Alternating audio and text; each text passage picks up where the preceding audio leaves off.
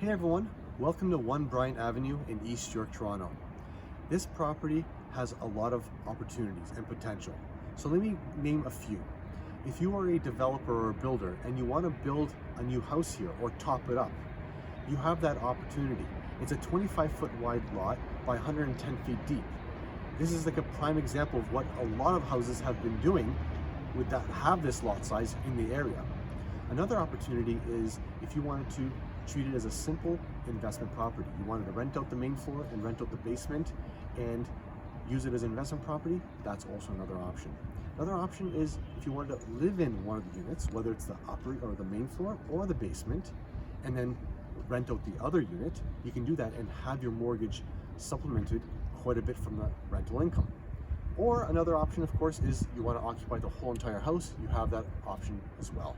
So lots of options here.